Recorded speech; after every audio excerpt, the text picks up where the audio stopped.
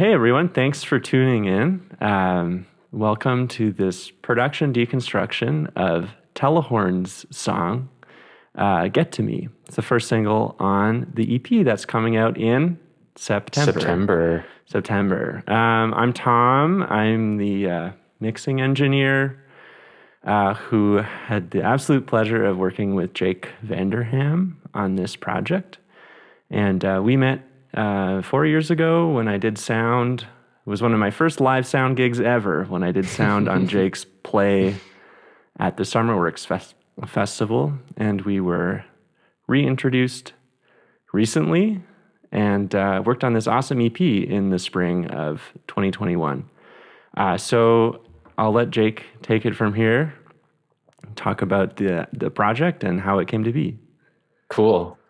Thanks, Tom. So this music project, Telehorn, is a new adventure for me. And I guess its origins really began back in Berlin in 2020. The early 2020, I had been, I moved to Berlin in 2018, really excited and intent on figuring out how to make music. And for the first kind of year and a half, I was just dragging around these monitors and a little interface, and from flat to flat. I moved a lot in Berlin. And it was always sort of in the background, and this crazy Berlin life was really taking all the focus. But then eventually I built a little studio, which I think you have a picture of, Tom. Yeah, I will bring it up. Cool. And this was behind a welding shop, actually. And then the space was born, and that's really when the project kind of clicked for me. Having a place to have everything set up all the time, and kind of like this quiet little writing room.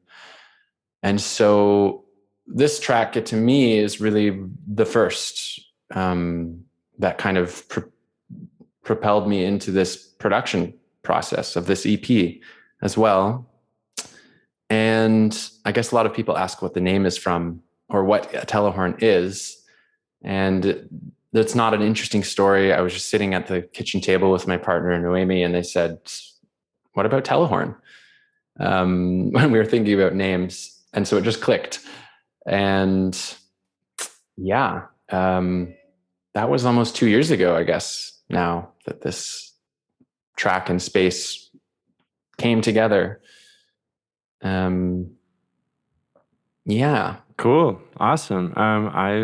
That's a real big round journey in a minute and a half. Yeah, 3 years and a minute and a half. Yeah. I can bring up some of these pictures here. Yeah. And we can talk about maybe the different spaces that the thing was recorded in. Sure.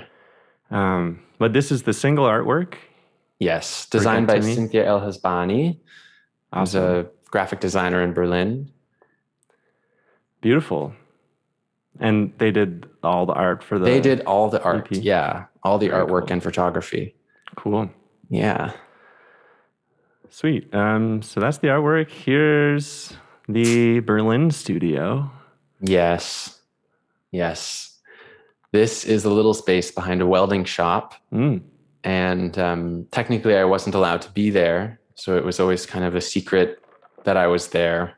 Like you weren't allowed to live there, or I was also living or live both? there. Yeah. Okay. Technically be there, I suppose, as the guy Paul told me when I had really started to fully move in. He's like, just keep it on the down low, you know? As I'm like pouring my heart into this space. And I built all these acoustic panels, and really went all out to set this place up, and had to leave, sadly, so quickly because of COVID 6 months later. Oh. But I think the space is still serving some kind of musical purpose. I hope it is. Amazing. But yeah, this is the setup, and the Native Instruments controller on the right is no longer with me, and I didn't really use that at all. I didn't know what the hell I was doing with it. And I dragged that around with me with these monitors for quite a while, trying to make music. And yeah, I traded it for the Behringer Neutron, which actually I didn't give you a picture of, but it's like a semi-modular synth. And that was way more interesting. Awesome. Are there any other important gear things in this photo? Not particularly. Cool.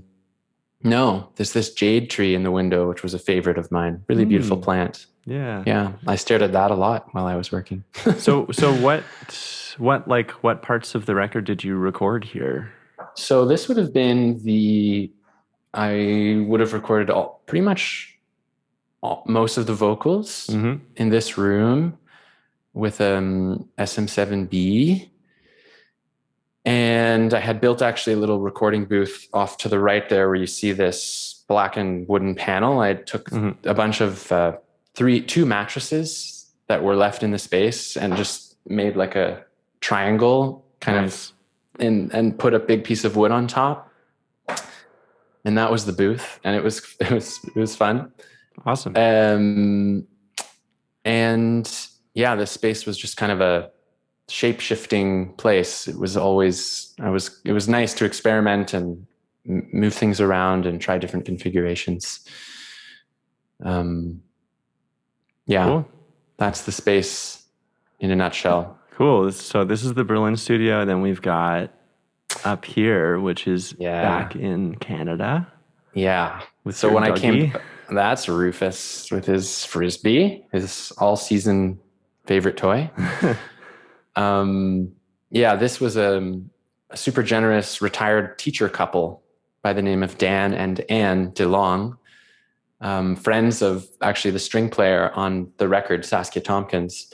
They invited me to stay at their cottage, and they rented out to me, or they just let it out to musicians free of charge, looking for recording space.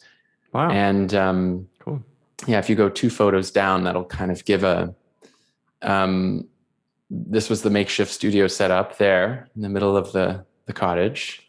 And it was basically kind of like winter was starting to come in, and there was a fireplace right to the left as well, and totally heated by wood. So this is where the track kind of started to gel instrumentally, recording some of the pads, the synth pads, which is just an Ableton patch actually. The Yamaha Reface, the little white synth there, that was also kind of leading the way harmonically in this tune. And I think the cool thing about this cottage is it was just a jam space. And since I'm a solo artist, like I don't have a band, I never really could just extended play jam. And I really found that here in the cottage, which was really, really fun and instrumental to getting the vibe of the song, I guess. It was kind of existing in very segmented, fragmented little pieces. And then it came together here in the cottage. Beautiful. It was a beautiful time. Wolf Lake. In Ontario. In Apsley, Ontario. Cool. Yeah. Oops. And so that's the reface if anyone wants a close up. This is the reface. Yes. Beautiful little synth. I have one as well. Yeah. Super fun. I have it plugged in right now. And here's Jake recording vocals. Up in the attic. Yeah. Of the cottage? Yeah, of the cottage. Okay. It was, I would stuff the wood stove really full of wood to give myself time to just keep working. But at the top of the cottage, it got so freaking hot. Yeah, I bet. That I literally was stripping down to my underwear to record because it was fun though. It was like hot yoga, hot recording session. Right. Yeah. Cool. Okay, well, how about we open up the Logic session? Sure. which is right here. There it is. Yeah. And why don't you tell me a bit about the different kind of elements? There's like the song is kind of built on this very cool drum loop. Like, where did that come from? That I ripped off of YouTube. Nice. It was nice. It was like literally a 3-second loop that was extended for the whole song. And I am remiss to say that I don't remember where it came from. This is the truth, and this is something that's kind of haunted me. I've tried to find it again, and I've never been able to find it. Wow. But yeah, it's the loop, but I also then pitched it down. And with a couple effects, which we can maybe get into a little later, I kind of added a little bit of delay just to give certain moments a bit of variation. But yeah, it's kind of has this reminded me of this kind of percussion sound that you would find in like an old Hammond organ or a Wurlitzer rather. They have the little built-in percussion section. So it has this kind of crispy, dry, hypnotic sound. It's very pleasing. Yeah, you'll hear it. It sounds very cool. Yeah. Yeah. So that's kind of like the main building block of the song. And then... Yeah, for sure. I mean, like we'll get into this in a bit more detail in a bit, but so there's, as far as like the main elements goes, there's that drum loop. There's the drum loop. The next most important thing is the Yamaha reface. Yeah. Which is really kind of landing on the, like, accenting the beginning of phrases and bars. Also, I had a bass player in Berlin by the name of Benjamin Kressel, who tracked some bass for me on this. And the bass is really nice. Yeah. We had a lovely little afternoon session, and I had a pretty specific idea of what I wanted it to be, because in the temp version of this, I'd actually had played the bass line with the Ableton plugin, because this was originally recorded in Ableton. But yeah, the bass is the next foundational pillar here, and I had to do quite a lot of actual splicing and stretching and retiming. This wasn't like a take. This is This is many cuts of many different takes. A lot of stretching, like to make it perfect. And the next kind of pillar would be the guitar strings down closer to the bottom here. Oh yeah, that was added much later. This was added way later. Yeah. Like right before I sent the final stems to you, actually. I think I actually I had a version without it, and then kind of at the same time but separately we were like, oh, this song could use something else, and then this guitar strings appeared in my inbox one day. Yeah, this song was the last of the 4 on this upcoming EP that to really become finished. There was something missing, and I was really afraid to figure it out or something. It felt like this missing piece of the puzzle that was really elusive and hard to find. And then it was really like a nice moment of just kind of waking up one morning, turning everything on, throwing this sound on and jamming with it. And it was like, the classic example of not thinking and finding the flow in that. Yeah. But that was an Ableton patch with a lot of different reverbs and then the vocals, I guess, are the next kind of foundational piece. Yeah. Which the original vocals were recorded in 2019 in Berlin. Cool. And Some of the harmonies were added later. But this was a really pivotal component to the song in terms of the arrangement, because actually the original recordings were kind of a improvisation, basically, with lyrics. And from that, I really structured the song around those first couple improvisations. No way. Yeah. Yeah, and I never would have guessed that. All of the harmonies, everything was like impromptu, like very just quickly kind of thrown down on top of those first two vocal takes. Yeah, that was a cool discovery, I think, for me. And that's something I've taken forward into basically everything else that I do. I'll do like a take without lyrics and just singing melodies with vowels, sometimes maybe improvising lyrics, and then kind of carving away, and that becomes kind of the foundation of a song for me. Nice. Yeah, really cool, really interesting process. And it's kind of like, even though you're kind of adding things one by one, I think what's most, I don't know, impressive, cool, what I like most about this project, and for every song, it like still manages to feel like very organic and like kind of not on the fly, but it's like each song has like a lot of, dynamic range and life to it, and feels very personal, which is hard to do sometimes if you're like adding things one by one. But it's, as opposed to like capturing like a performance, right, and then having that be the thing.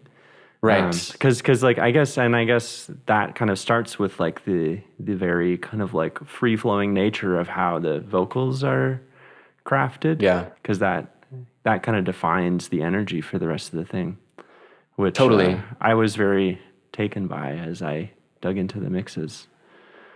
Yeah. I mean, it really is on the fly. It is a captured improvisation that was sort of refined and sculpted afterwards. So that's the secret. Awesome. Yeah.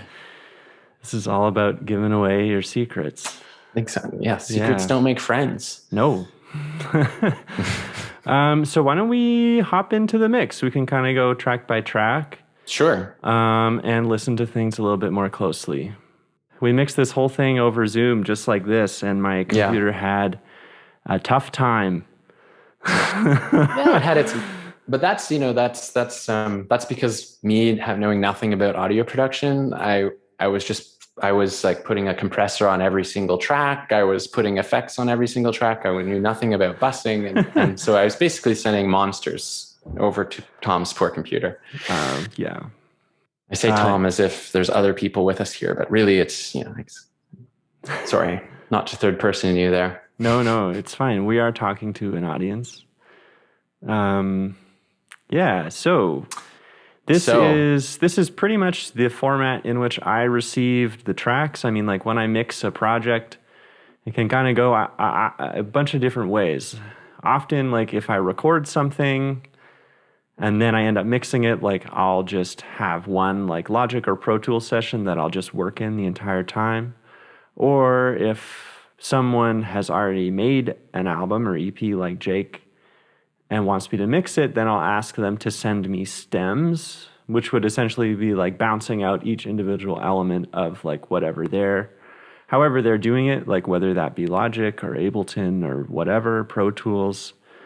It's often simpler to just ask for like stems of each individual element so I can bring those into my computer and just kind of like get it set up the way I wanted. But this was kind of an interesting challenge because just in the way that Jake worked on the production, it was kind of like 40 to 50% of the mixing was kind of already done. And we didn't want to lose that. So we just decided to that decided that the best way to do it would be for Jake to just send me the Logic files, and then I would open them up. Luckily, we had a lot of the same plugins. We're using a lot of the like Sound Toys suite, which is a very cool and popular set of plugins. So it was really easy for me to just open up, and then I could just kind of like hop on from where he had left it off and kind of bring it the last leg of the journey, which was kind of a very cool way of doing it and an interesting challenge as well. Yeah, so let's dive in. Let's just go. Well, actually, why don't we listen to some of it first? Yeah.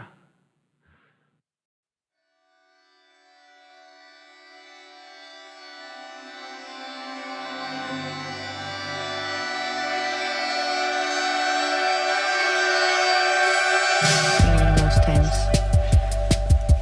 but when I do and I feel good about it, I jump like a kid.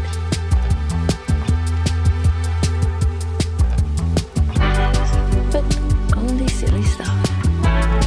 There's that synth, the green guy. With me,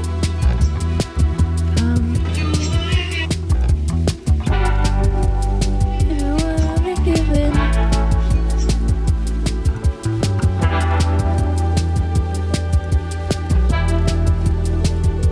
Here comes the vocal. Let's take another minute to figure where we hit it. I wouldn't walk away. At first we felt so clever, just changing lives forever. You said it yourself. There's guitar in there It's too. hurting like it Yeah. should. The We did a big world could arrangement do with the guitar, and then I just looped this. It's like a 4-second loop of this Stratocaster here. Oh, My cool. fists are wrapped in linen. The birds just started singing. It was never so late. Get to me.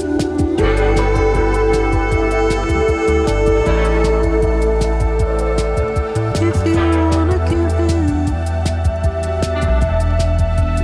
get to me.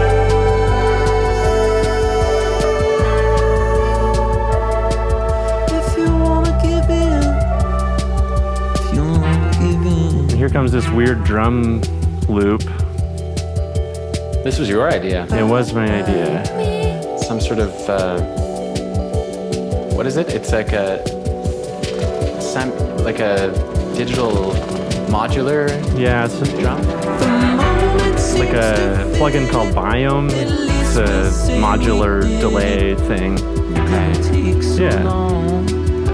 Yeah, that was nice. We're clinging on. Anyway, so that's, about first half of the song. You can get a vibe of the different elements. But that's pretty much it. We add some background harmonies at the end, which we'll check out. But yeah, so let's just go track by track and Sure. check it out. Here's the drum loop, which I can solo.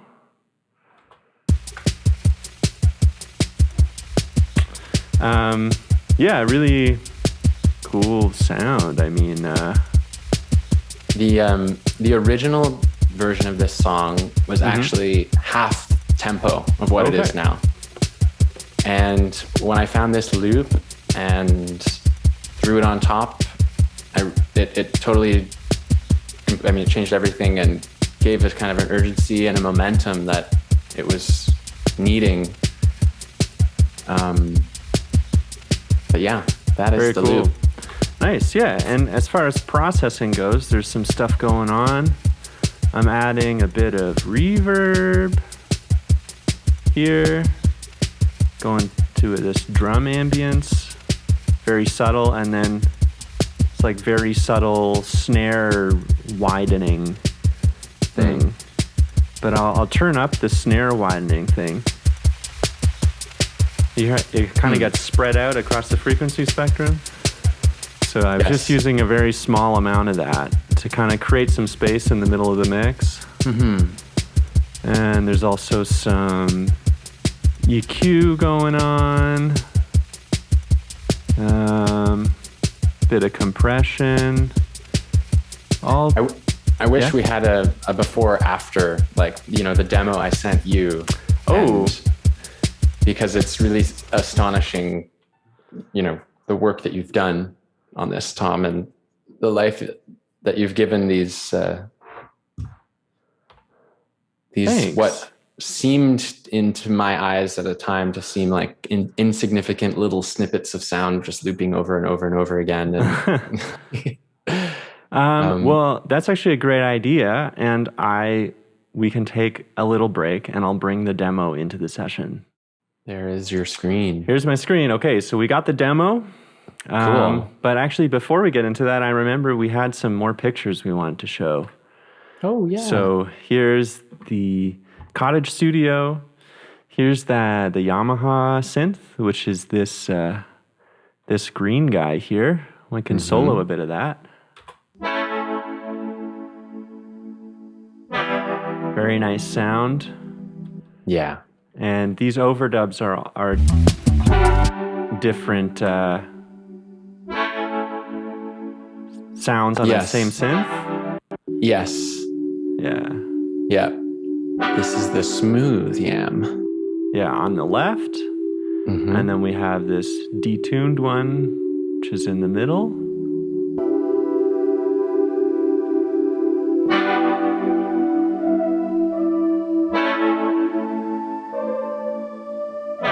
Very cool. Crunchy. Yeah.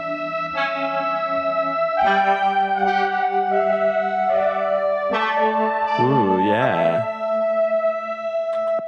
Cool. Nice. All right. Then we got, what's this? This is the compact mixer. Okay, sweet. That I use just to kind of jam everything together. But also, 2 down is the Roland D05 linear synthesizer, which has since left me, but I used it on a couple things, and it had some really nice patches, and that is the Music Box Echo, these little bells. Aha. Yeah, let's listen to those. These are really cool.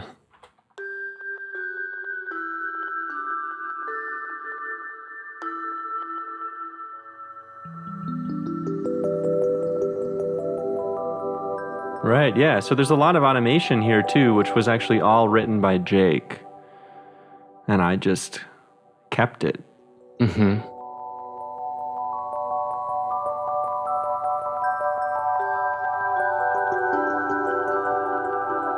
With some help from our old friend, the Crystallizer.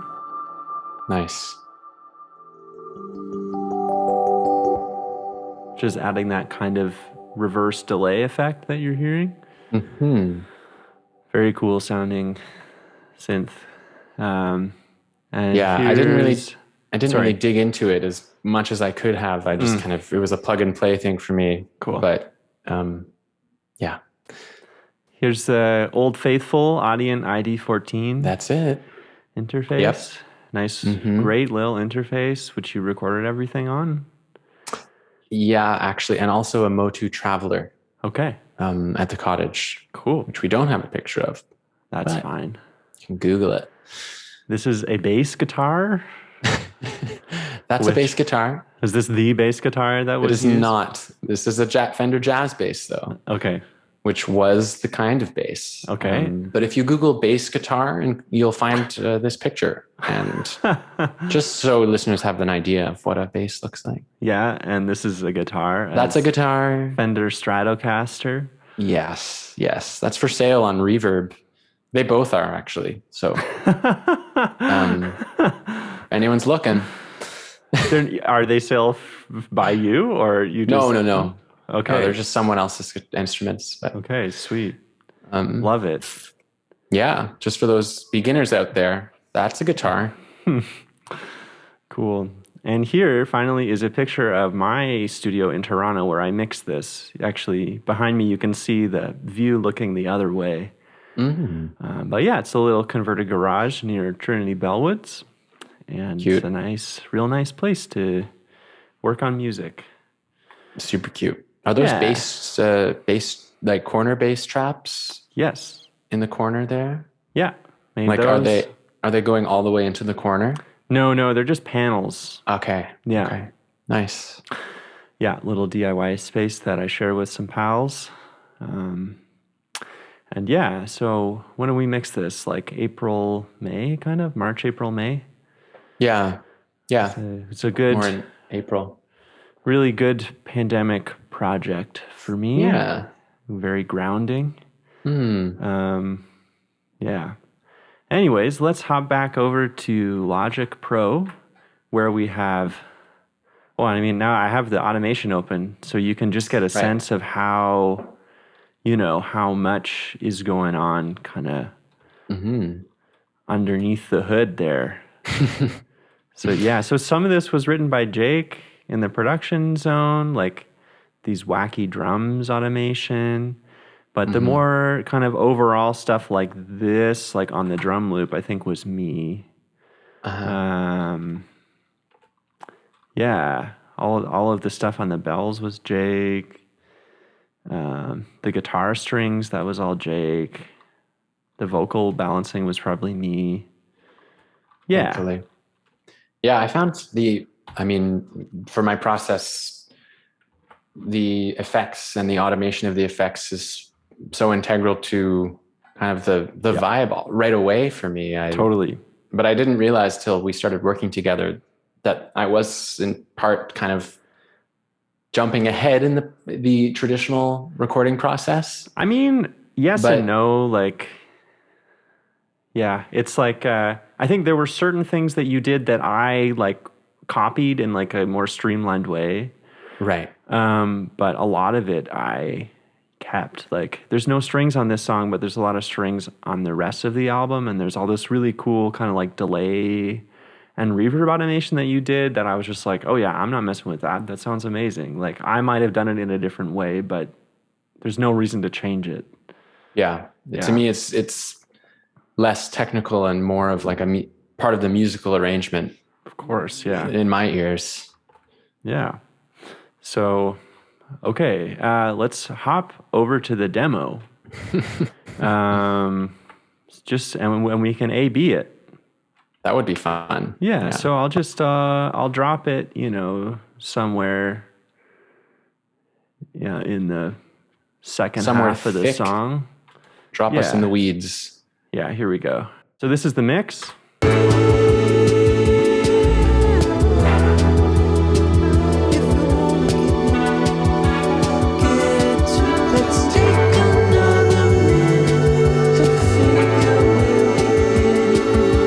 Demo.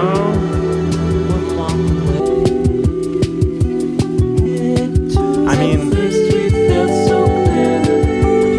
first thing you're going to notice is that all that atmospheric stuff, like the guitar strings, and there's another synth that got added later. That stuff isn't in this demo. Yeah. So that's probably the biggest change. Sorry, were you about to say something? No. Yeah, it's true. Yeah. It's It was a late bloomer. Yeah. But the demo sounds amazing. Everything's like super well conceived. There's that vocal thing happening.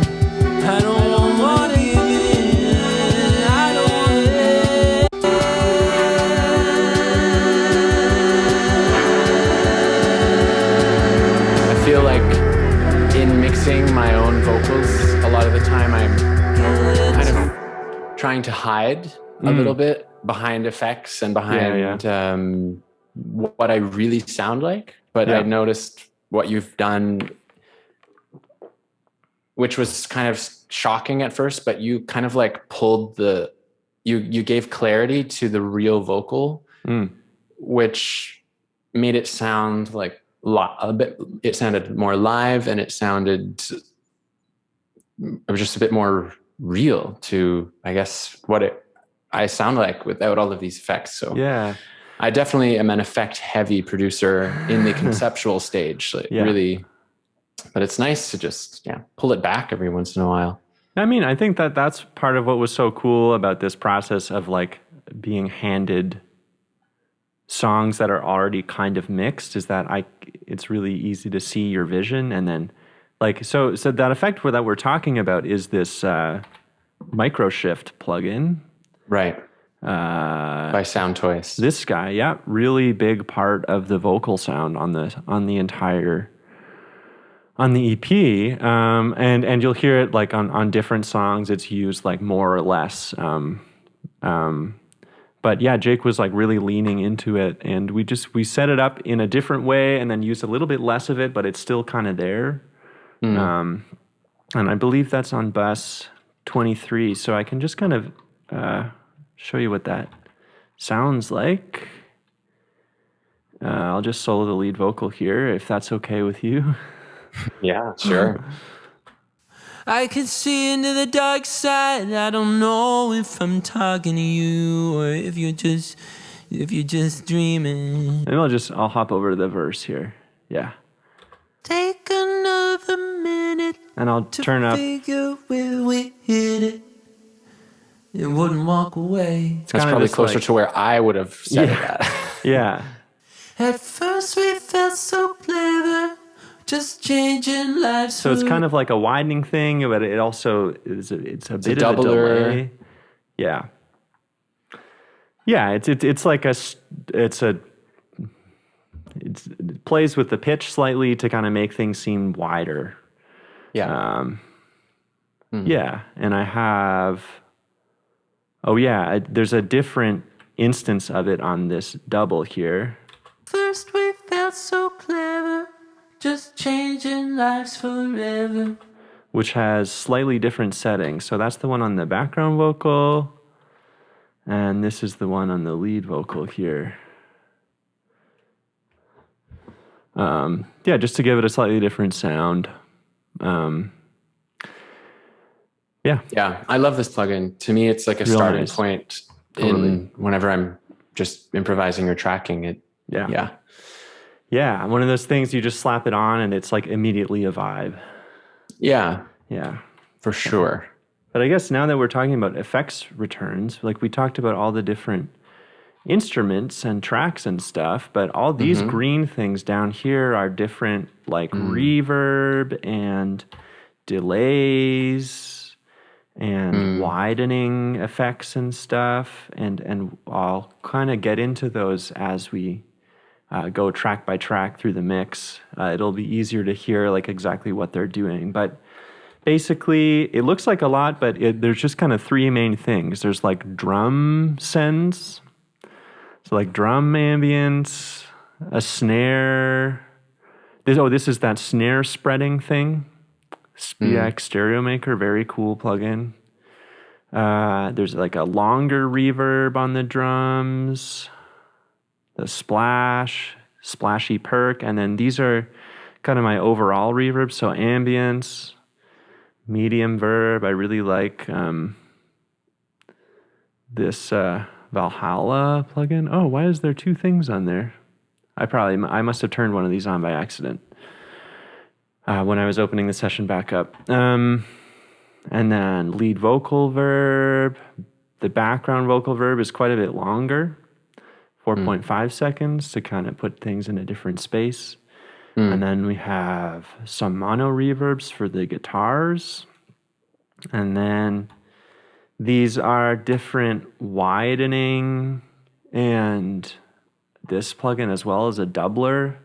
Kind of similar to the micro shift, but works in a slightly different way to kind of thicken things up a bit. And then these are my delays. So I've got a slap delay, pretty classic slap back. Then we've got this eighth note delay, this alternating delay, and this ambient delay, which is a very long space echo, which I use for all the pads. which sounds very cool. Mm. Oh yeah, and the long shimmer. Can't forget about this guy. 12-second reverb just for the pads and stuff like that. Okay, so we got the drum loop. I already showed you what that was all about. Yes. There's just some plugins on it here. This is like a Neve channel strip, doing a bit of compression. Very subtle. And I'm doing a bit of EQ. It's a little more obvious. Boosting the lows, boosting the mids.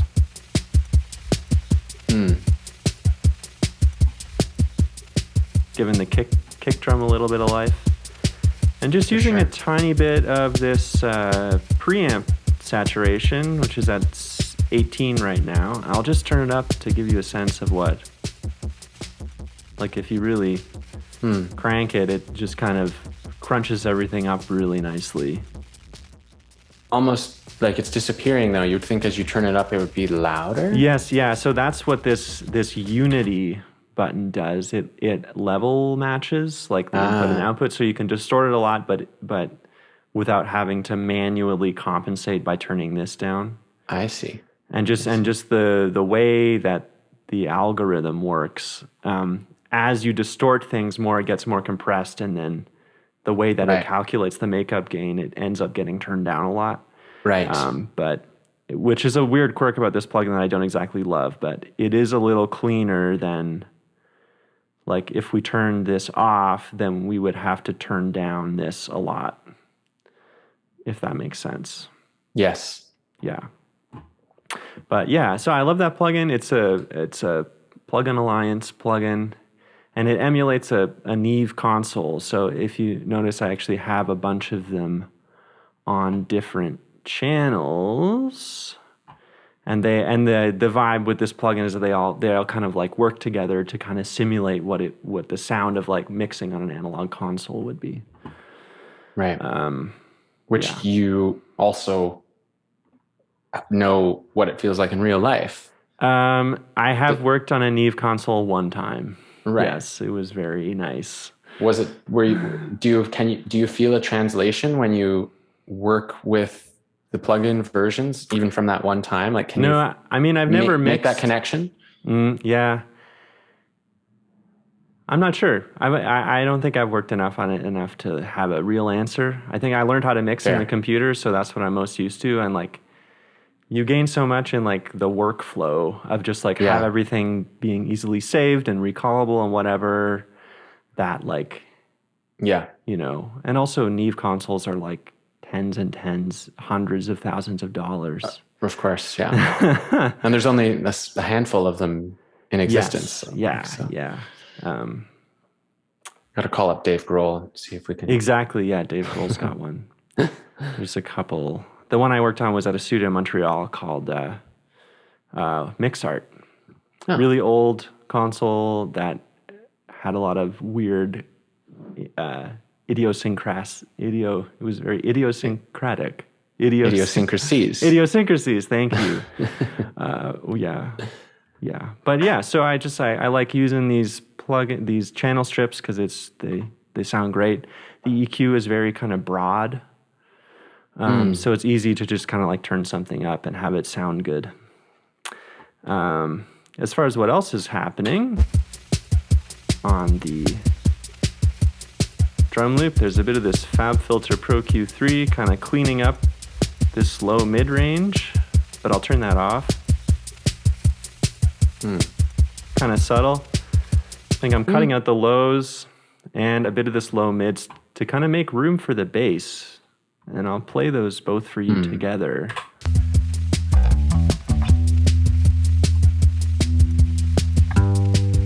And actually, the cool thing about this plugin is that the red line is actually the drum loop, like the frequency spectrum from the drum loop. And you can see that because the same filter is also on the drum channel, and exactly. And they can talk to each other. Cool. The plugins can talk to each other. So I'm just kind of like cutting out some of that low mids in the drum loop to give bass a bit more space. And then actually here I'm cutting out where the kick is hitting in the bass track. And this is kind of like a multi-band compressor it's triggered to the kick drum. So when the kick drum hits, it'll dip out that frequency in the bass. Would that be considered like a EQ side chain? It is, exactly. It's a side chain. Oh. Yeah. And I can turn it off.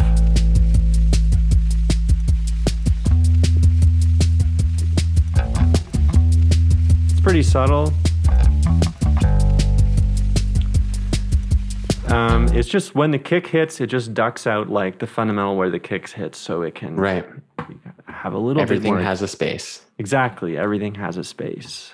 Do you think that, I mean, that seems like such a profoundly specific treatment to be able to sidechain frequencies like that? Is this something you would do pretty much in anything you mix between like kick and bass? I mean, not anything like, but yeah, that's a pretty common technique, like to sidechain the bass to the kick. Okay. In like more pop musics. Yeah.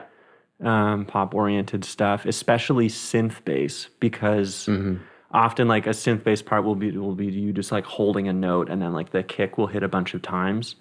So you can instead of just sidechaining that like low frequency, you might sidechain an entire compressor on the bass. So every time the kick hits, it just ducks the bass out of the way.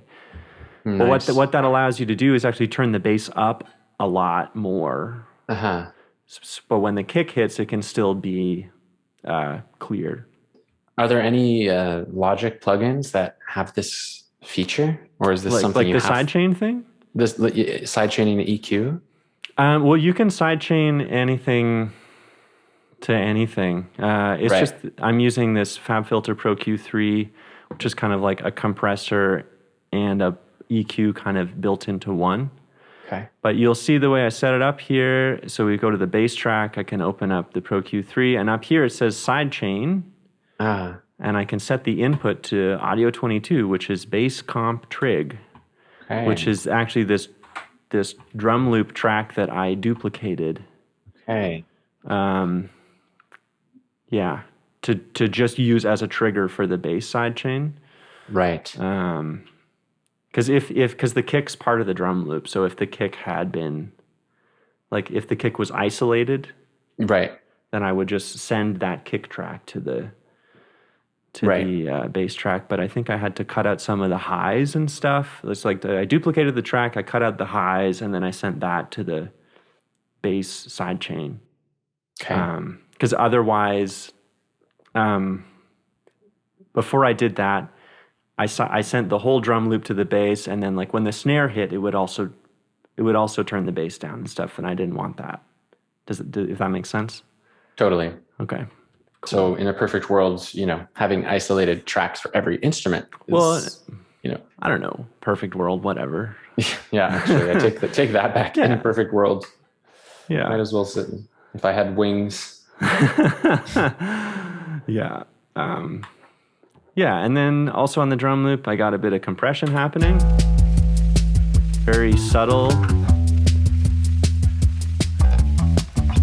I don't know if you'd even be able to hear that. Oh yeah, I mean, you can feel it. Yeah. I find so much of the case with the work that you do, it's not so much like an obvious black and white difference. It's it feels different. Yeah, it's a lot of like little changes that end up adding up. Yeah. In the end. And then there's one more plugin here. I love this plugin.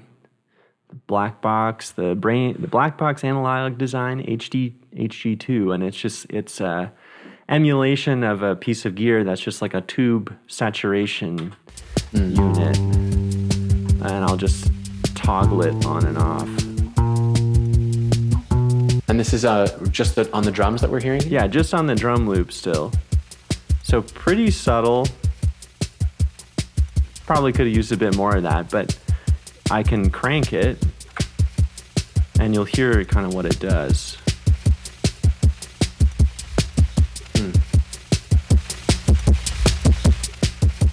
That's nice too.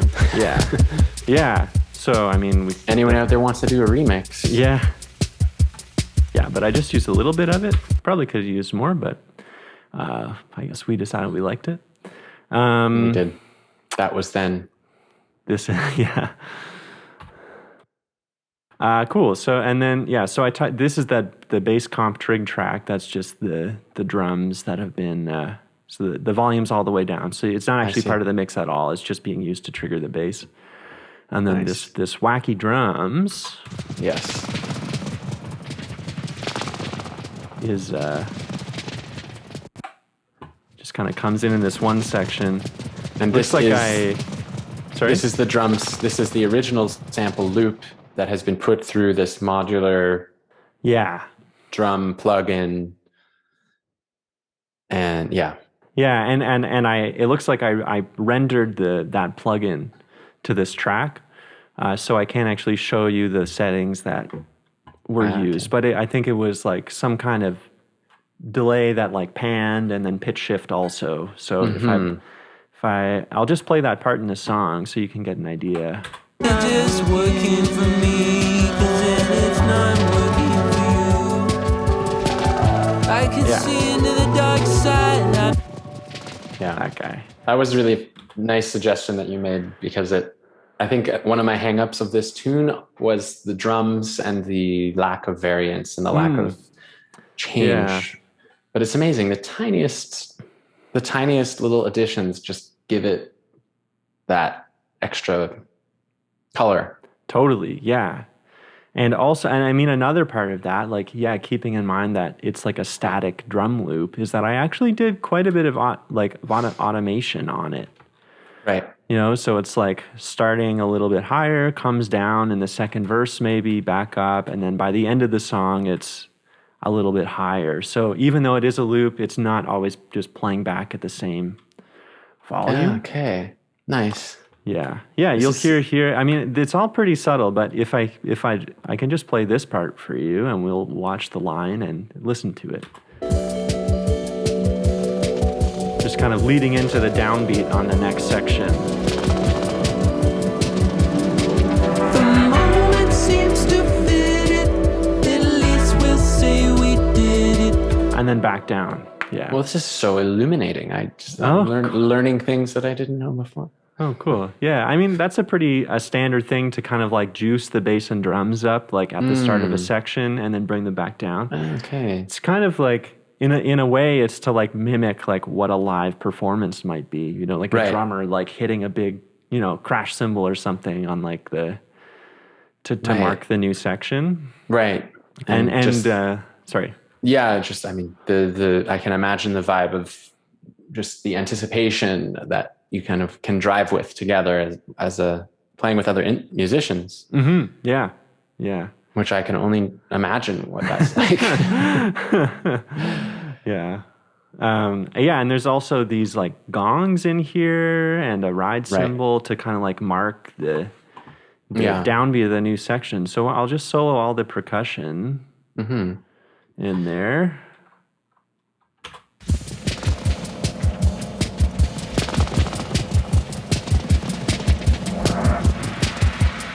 Yeah. The ride is just from the Logic drummer. Ah, cool. And it's kind of how I'm arranging a lot of my drums these days. It just has a great feel. Used sparingly, but yeah, that's the Logic. It's drummer. A great spot to start, and then you can kind of like take that MIDI and then, you know, copy it and use a different sound or just use it as a scratch or something. Absolutely. Yeah, I was ashamed of the Logic drummer for a long time, and until you didn't want to pay for drums. yeah. But yeah, speaking of the ride cymbal, let's check it out. Yeah. And just a quick note, generally when I'm mixing, I try not to solo things a lot. It's usually a good idea to kind of like work in groups, because when you solo something, you can like get it sounding really good and then put it back in context with the rest of the song. And then all of a sudden it like doesn't really make sense. So Right. for example, like, yeah, I kind of had the drums and the bass soloed for a bit there. And that's like it's like when I'm working, I'm not just working on the kick drum or the bass. I usually like work on the low end at the same time. Right. Yeah, there's some people who insist on like never solo anything. Right. But I haven't. I'm not that good. So always That's true. always check back in context. Mm-hmm. Anyways, here's this ride cymbal,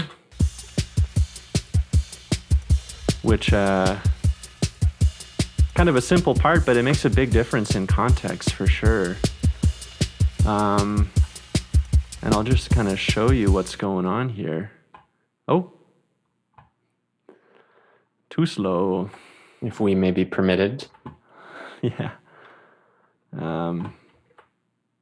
Okay, yeah, ride cymbal. Here we go. And I'll just turn off this plugin. I mean, it's a huge difference. Yeah, most definitely. And if you see here, I'm actually turning up this preamp gain. Oh yeah, this is a good example. So I'm not using the Unity button. So I've turned it up like 60 dB here. And then on the output, I've had to turn it down 52 dB. Okay. Wow.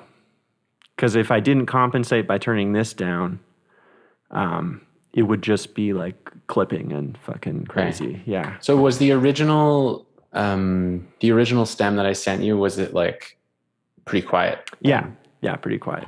But you were able to, my understanding now is that if it's not at a good, like if the level is not high enough, it's better to kind of go back and recapture at a solid level. But this is a safe way of beefing it up without, like, without overly compressing it, or. Yeah, sort of. Yeah. I mean, I guess like when it comes to like recording into a computer, like as long as you're not clipping, you're good. Okay. And then like in the mix stage, I will kind of go in and like gain things up or down as I need to kind of get the fader in like a usable range. Mm-hmm. So let's see, Logic has this like clip gain function here. So if you look at the clip here that's selected, I can turn it up a lot or down. And I didn't actually use that on this, it looks like, but and I used the plugin to kind of, I mean, this me turning up is to drive it into that like preamp to get some crunch on it. Mm-hmm. Yeah. Nice. Crunch it gives. Yeah. But you can hear it because there's a lot of attack on it and you don't get the decay that much. But when I crunch it, just kind of like flattens it out in a nice way. Yeah. And I'm also compressing it here. Very fast attack, slow release to just kind of keep the peaks under control. So let's listen to that with the drums. And if I turn off all the plugins, like you still hear the attack? Yeah.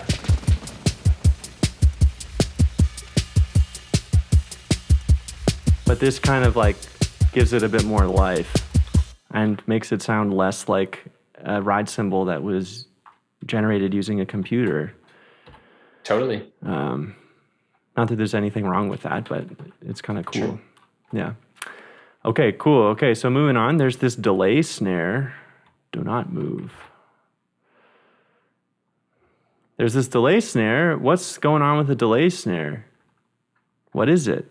It sounds really cool. Let's listen to it.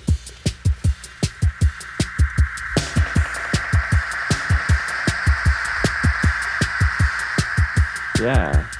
So lots of cool automation on there.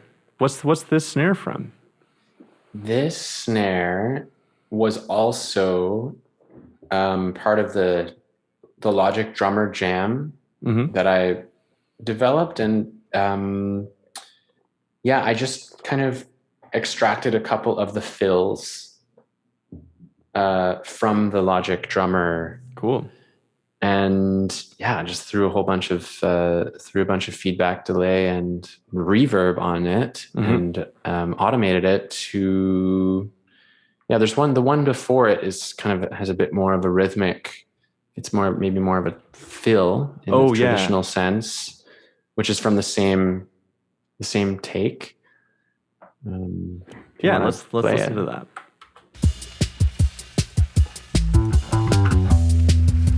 I love this fill. Yeah. This is my compensation for trying to improve these drums, improve this loop. Yeah. Add more and more and more. Cool. So it actually looks like this is the track here, the delay snare. And all this stuff, the space designer, that was on there, the delay designer, this was all stuff that Jake did. And then automated here, that's what this is. That kind of like tail that you hear. Yeah. And then it looks like I sent it to the drum ambience. I sent it to the widening, the microshift plugin. And I sent it to some splashy percussion. So let's just hear what that sounds like. Maybe in here. Whoops. Yeah.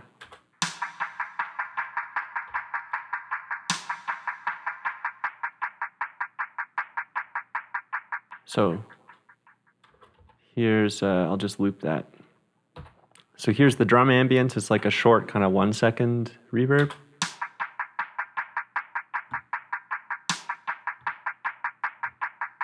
Kind of subtle, but you can hear kind of the splash like behind it.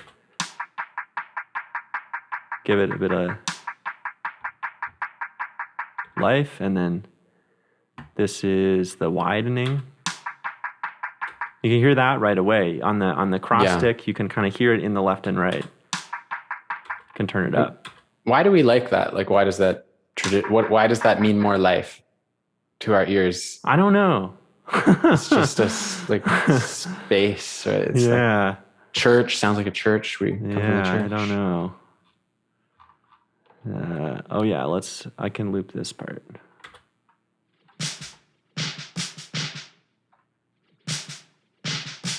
So that's too much of it. And then I think it was somewhere.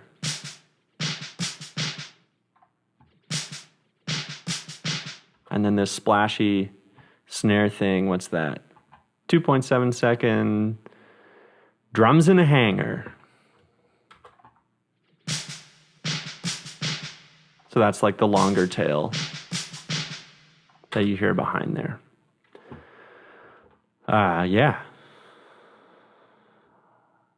Moving on to the gongs.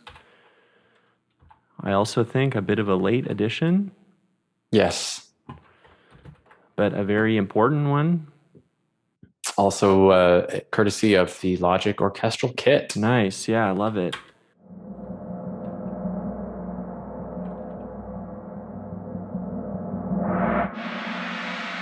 Nice. Yeah. So what's going on there? Ambient delay and the background verb. So the background verb is like 4.5 seconds on the long side, and then this ambient delay is my my space echo that I really like. Long feedback, kind of just throws everything back, gives it some space. It's really like a wave, like the crash, and then yeah, exactly. And I'll just turn off those reverb sends.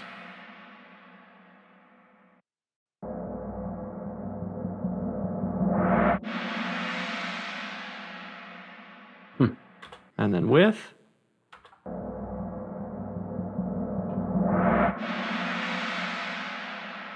Just kind of makes it sound bigger, further away.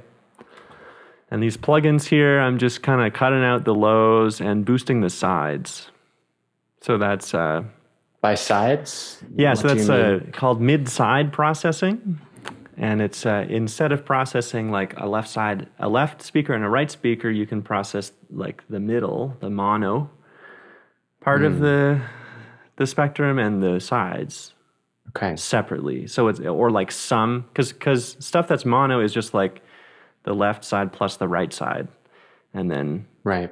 the sides are the difference of that left minus right, whatever's left. So essentially, I can boost the highs, but only on the sides of the mix. Okay. And it's kind of confusing, but once you hear it, it'll make sense.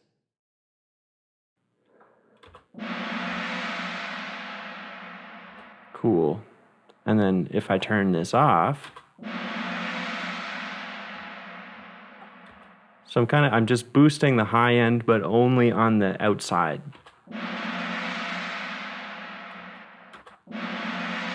So it kind of gets wider a little bit. Yeah.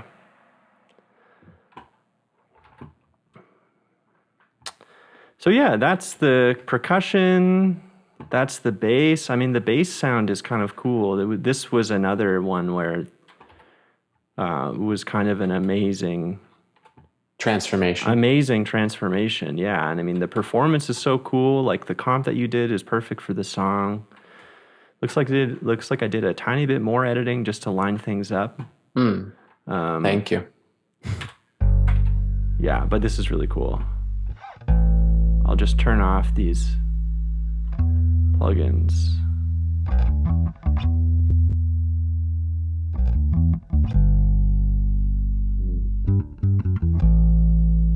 So it's good. I mean, it's a really nice sounding bass recording, kind of tubby. Just a bit more life with these guys, and I think Like it fills out the in between moments a little bit. yeah. This is a really cool plugin. It's like a multi-band distortion thing, but it looks like I'm just distorting the mids here. And if I turn up, this is the mix knob. It gets really kind of trashy. Right. But actually I believe that's something that I'm automating over the course of the song here. If we open that up. Yeah. Yeah. Over here. Like because near the end of the song, I wanted to give it a little more crunch. So. Oh, wow. So that's really like. Oh, yeah.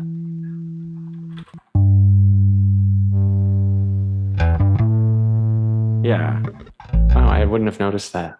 Yeah, I know. That's another one of those things where it's like subtle little moves. Right. And then, I mean, that's another kind of point about soloing. It's like if I had just been Right. working on that solo, I probably wouldn't have distorted it that much.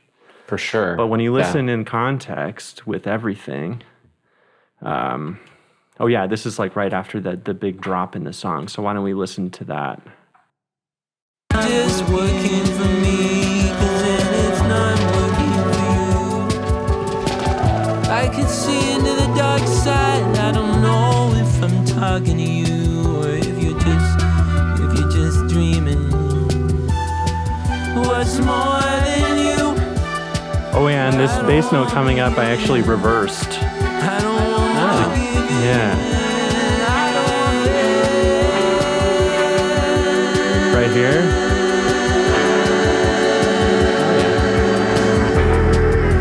Yes.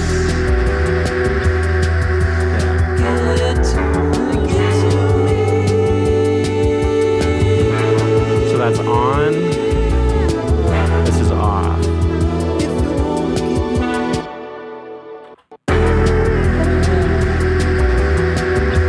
On. Off. Really helps contribute to the actual like build of the whole song. Totally, yeah. Yeah, and I mean, you can, Yeah, so this is what it sounds like in the second verse or whatever. Didn't take so long.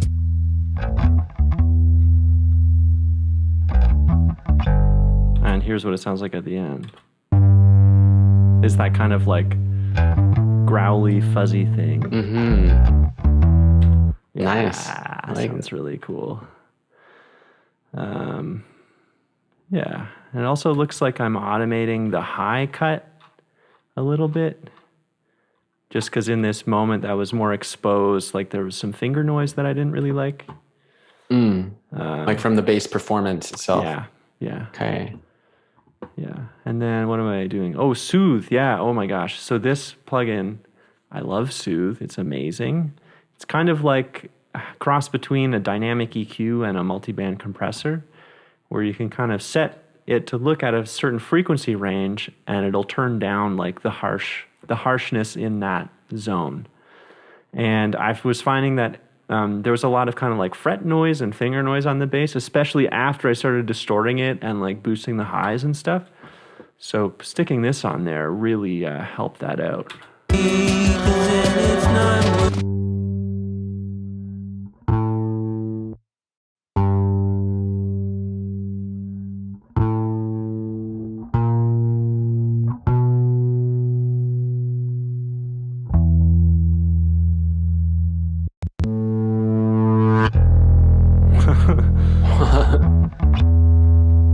So if I turn it off, like stuff like that, the like. Yeah. So this is without it, with it. It's pretty subtle, but It does take it down. in the context of the mix, it really helps to just kind of keep the bass in its zone. Nice. Where we hit it, we wouldn't walk away. Yeah, stuff like that. At first we felt so clever, just changing lives forever. You said it yourself. Oh yeah, stuff like that. Yeah. You said it yourself. Yeah. That's like a vibrating on the pickup, or Yeah, or like just like a fret noise or something. Yeah. So I've kind of set it to look at this range and then like turn that down when it gets too much. So if I bypass it, that fret noise really kind of like distracts us from the vocal, but just kind of ducks it a little bit more. It's hurting like. Yeah, so that's kind of the bass, the drums, and then we got the guitar, the Fender Stratocaster. available now on reverb.com. There's also one behind me.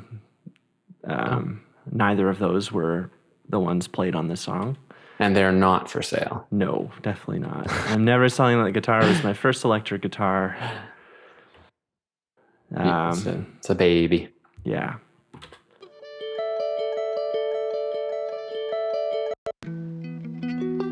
So you said earlier that this was like a loop that you created in Ableton? Yeah. Cool. It's a real guitar. It's actually recorded by the same person who played bass here. Uh-huh. And it was actually another really late addition to the arrangement. Thankfully, I had actually properly saved, backed up the recording session with this musician, Ben,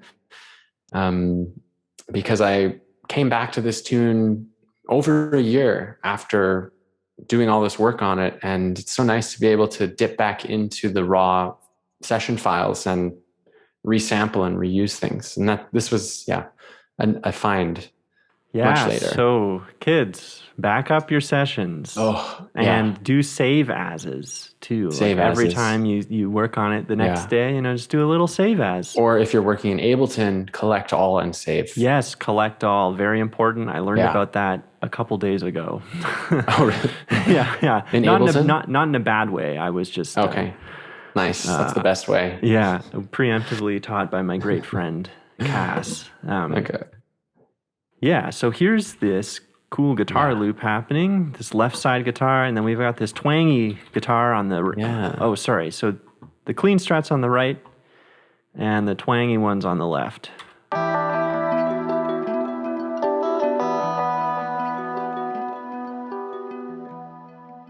Yeah, real nice. So on really this, connecting to my country roots here. Yeah. No, the twangy one's really cool. A lot of reverb and stuff on there that I added. I'll just show you what it sounds like. So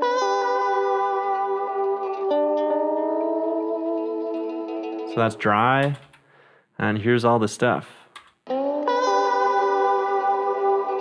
I mean, more is more. I mean, in the context of the mix, it really kind of helps give it its own space. So yeah, there's my couple delays, my ambience, my long shimmer. That's the like 12-second reverb. And then, oh yeah, very important, this mono reverb. So a cool thing to do with guitars is to create a mono reverb and then pan it opposite to the opposite side. So if I mute all these other sends,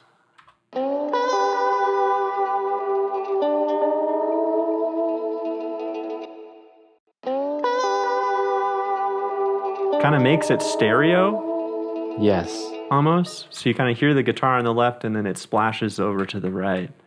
Totally. So yeah, so I've got a guitar mono R over here. Yeah, guitar mono R and then a guitar mono L for the arpeggiated guitar, which is right here. Let's listen to both of those guys together. So this would be something you would listen to during mixing, like this grouping. Yeah, I think so. Yeah. Yeah. Maybe with this main synth too. Like I'll usually go kind of by frequency area.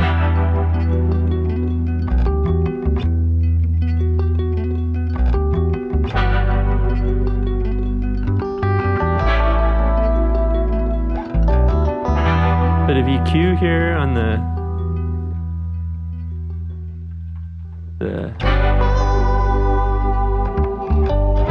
Let's just listen to that twangy Strat in context. It's such a cool little moment. Because right now things are not totally narrow, but just like there's less reverb. Everything's a little bit closer. And I really want to create this illusion of things like opening up in the chorus. We've done it again. With the vocals too, which we'll check out. My fists are wrapped in linen. The birds just started singing. It was never so late. Get to me.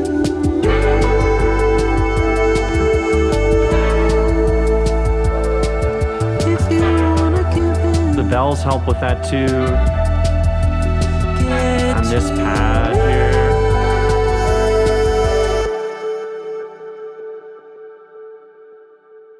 That is a 12-second, isn't it? Lots of reverb, lots of tail there. Not that you would ever really clock it in the mix, but yeah. But yeah, as far as EQ-wise, what's going on with this clean Strat? We just have boost in the highs, cut in the lows. First we felt so clever, just changing lives forever. You said it yourself. Still there, but it loses a bit of the definition when I turn off the plugin. So It's hurting like it should. The walk will do us good. We've done it again. yeah, so that's what's going on with that guy. Beautiful. Yeah, with the twangy Strat, I put this guitar amp simulator on it. I don't know, because I felt like I needed it. Yeah, similar kind of deal. Boosting some highs, cutting some lows. And yeah, all the cool reverb to just kind of define that space. The everything bagel of reverbs. Yeah. Yeah, for real. This delay, I think, is probably my favorite. Birds just started.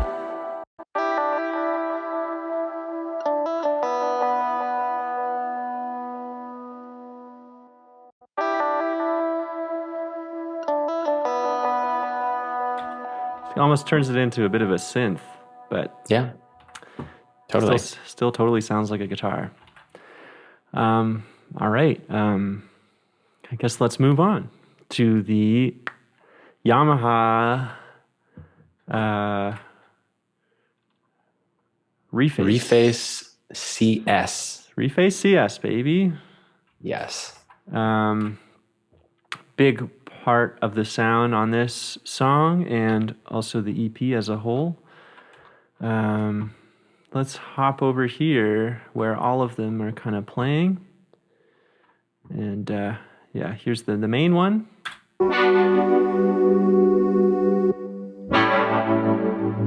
Lots of reverb on that guy.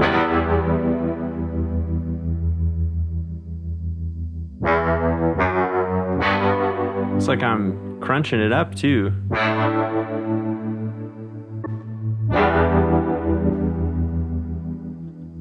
Yeah. Yeah, really cutting out some lows, boosting the highs. Yeah.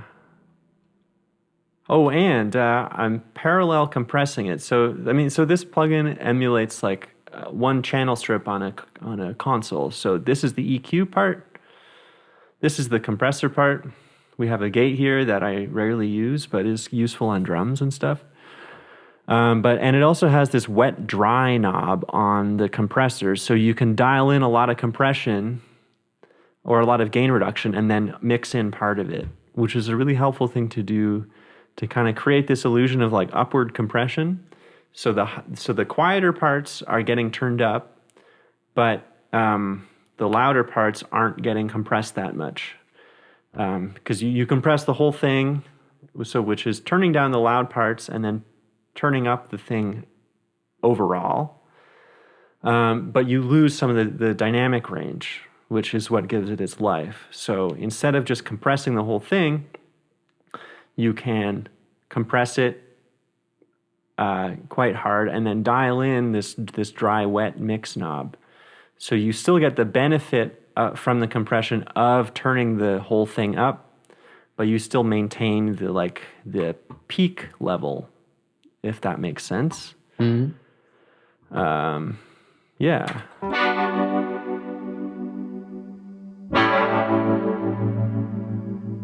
And you can see the gain reduction here, the C thing.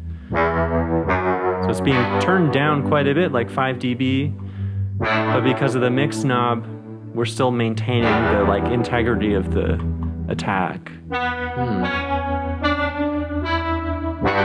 It's a pretty subtle sound, but what it does do is it makes my job when I'm mixing a lot easier. So I don't need to write quite as much volume automation to bring up the quiet parts and then turn down the loud parts. It can kind of do some of that for me.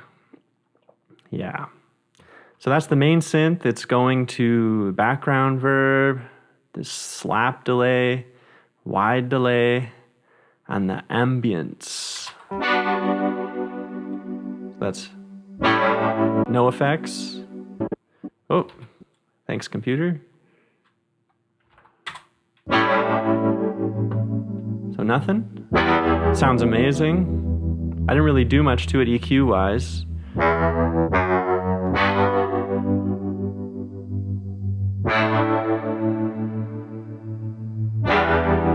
Background verb. Yeah, this is my 4.5 second thing. Very nice and splashy. The slap delay is a little more subtle. I'll turn it up really high.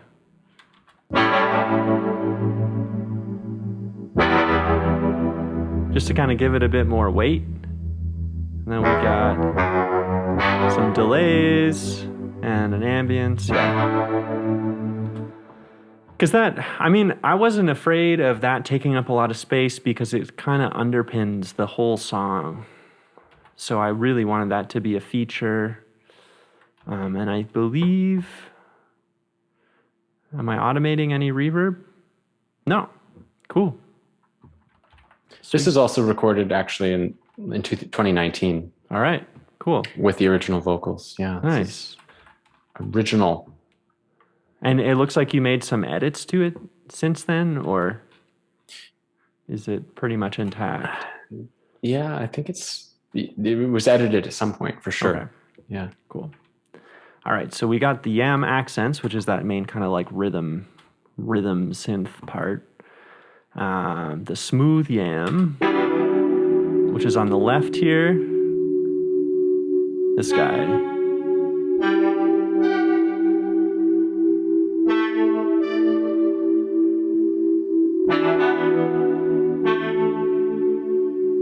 Is going to a lot of reverb.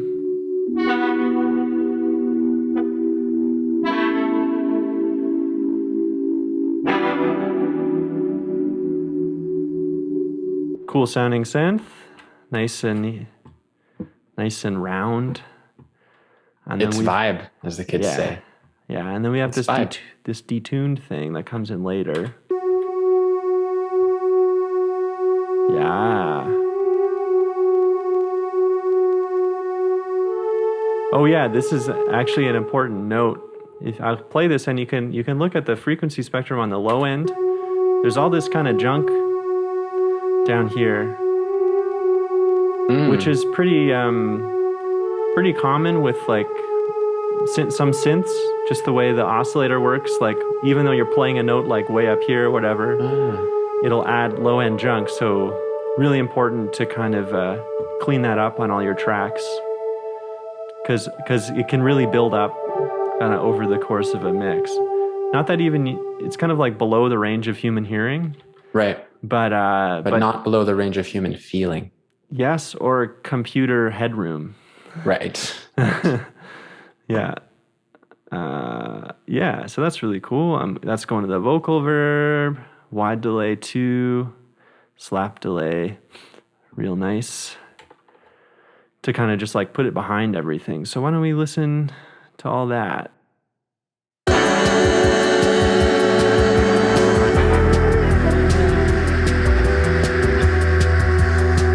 detuned synth, pretty subtle, but it's just kind of like there behind everything. So I'll mute it. And it's back.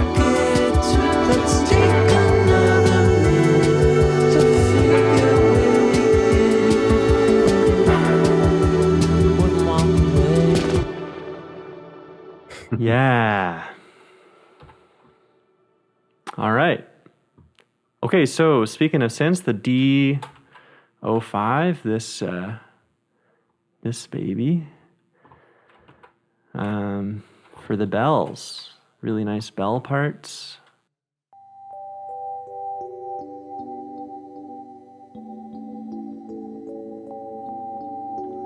And these I pretty much did a bit of EQing on each track, but most of the sound is coming on the bus because these are all grouped together in a track stack, and because they kind of come in at different places and they sound kind of similar, just decided to do most of the processing like as a group.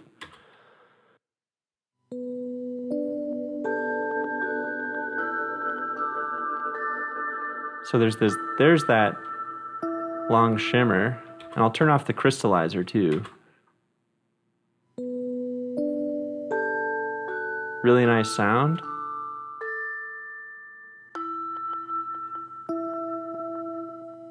Crystallizer is that like reverse delay effect. Kind of like raindrops. Yeah. Another one of those things that you wouldn't necessarily notice in the mix, but helps just kind of put that stuff in its own space, like behind where the vocals are and stuff. Were you about to say something? Yeah, just for me, it just means it gives it kind of a, I don't know, whatever contemporary means to an individual, but some of these digital effects, it's just fun to throw them on, and it brings it into Yeah, I don't know. It makes it sound digital in a good way, Yeah, totally. because this is the truth of this music. It's Yeah. all computer Right. production. Yeah. And here's that long shimmer.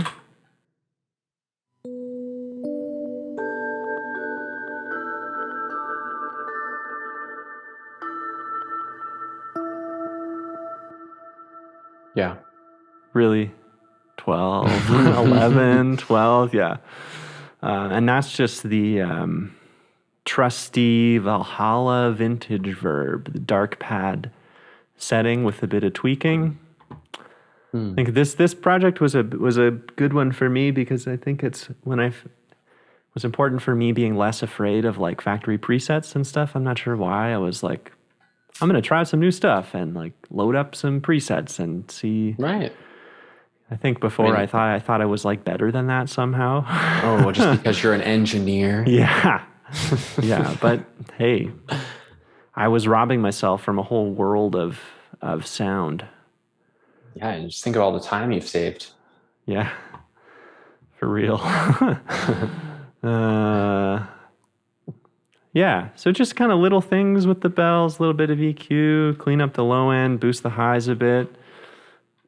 Yeah. There's another synth I forgot to include a picture of, but it's the M Audio Venom. Oh, that's this guy. The first thing you hear at the start. That's real important. Another one. Integral part, actually. Yeah. Yeah. The first thing you hear on the entire EP. Let's listen to that. This is a reversed sample of this. Okay. This synth. Yeah. All right.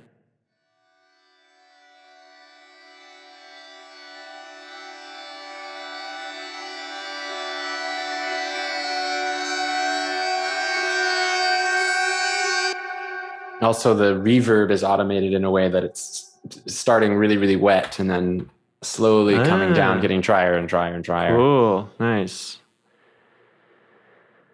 Love it. Yeah. So this is actually cool because it's a good demo of this Stereo Maker plugin. Because the initial sound was pretty narrow.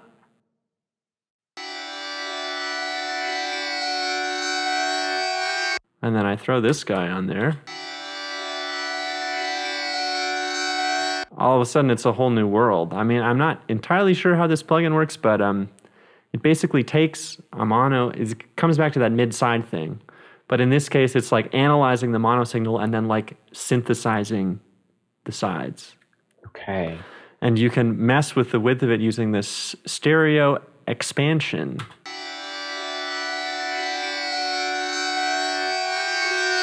It sounds like it's like adding space, like reverb as well. Yeah, kind of. Yeah, exactly. So it kind of goes from this being this very focused thing to defining kind of the space of this song with some more space. Right. And then that's also going to my trusty ambient delay. That's a really good demo of that.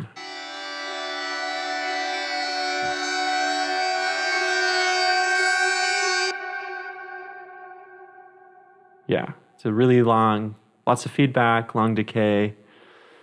Yeah. You don't really hear it in the context of the song because that's when stuff comes in. Let's listen to that.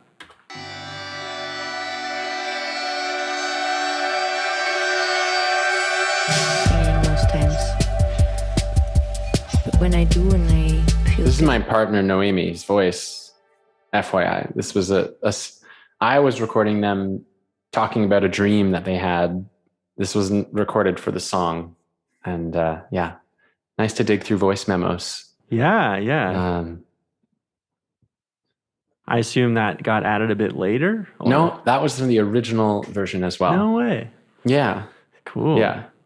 You can actually hear at a certain point, there's like an echo of the original demo. You can hear it's like, don't want to give it. It was a totally different take on the whole song when it was slower, but you can hear it pop through. Oh, yeah. I remember that one. Yeah. Let's check it out. Or no, we're right at the guitar strings. Let's listen to that first. Sure. So this atmosphere bus has the guitar strings and this Elka Oh yeah, the Elka. thing. Is Can that talk about that. Is that a That's another synthy? synth. Cool. That's this 1985 Italo disco drum machine combo. One man band is called. Nice. Yeah. So these are kind of, one of them's on the left, one of them's on the right. Kind of nice ambient complements to each other. Here's the soothe again. Yeah, that low end is the Elka. Holding on to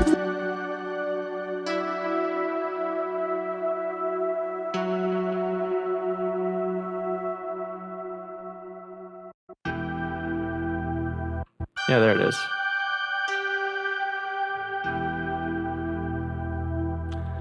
Yeah, a ton of reverb on these guys too. Ambient delay, long shimmer. Yeah, these kind of more atmospheric elements. It's kind of something I learned to do on the record I mixed before this for Ben Nasrallah called Blizzard.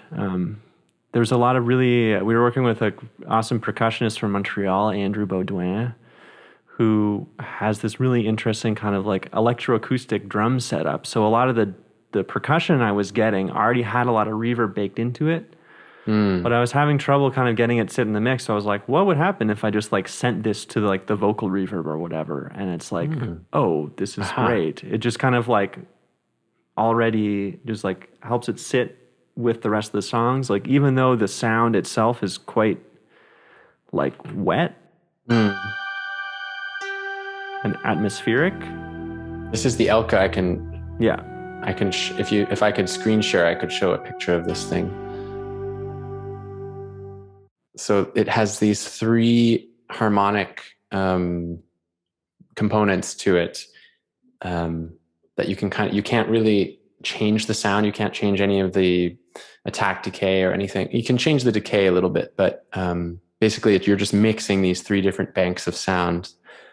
This also was a last minute vibe contributor, big time.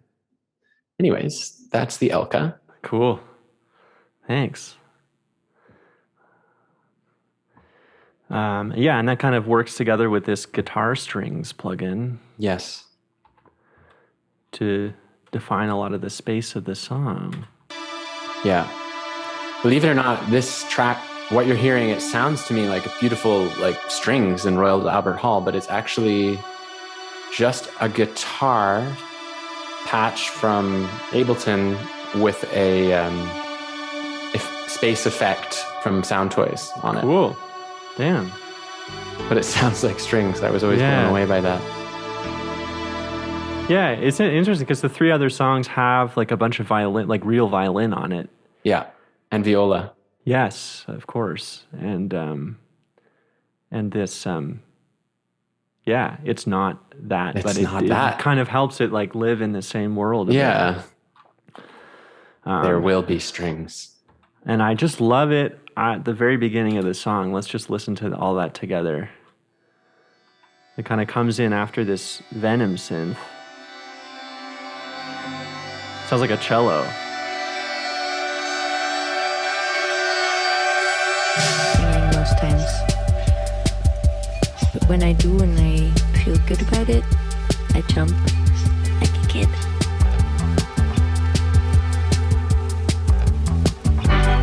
But Kind of only adds like a melancholic kind of mood. These strings it really takes it out of this like indie eclectic kind of bedroom and vibe, and just to me it made it a bit more emotional, a bit more deep. Yeah, a vibe. A vibe, as they say, as the kids say. Yeah, cool. So I guess that brings us to the end of any of all the non-lyrical content. Right. It might look like a lot, but it's really just kind of there's kind of like different spaces for stuff. Like, and we'll get to the vocals. The vocals are all a little bit closer. The drums and bass are kind of drier and punchy, and then And then it's just these different kind of cool atmospheric elements that all kind of live together to essentially define the like space of the recording. Here, let's listen to some of it now that we know. I'll go from here where a lot of things are in. Now that we know kind of what the different elements are. Sure. And I'll mute the voices.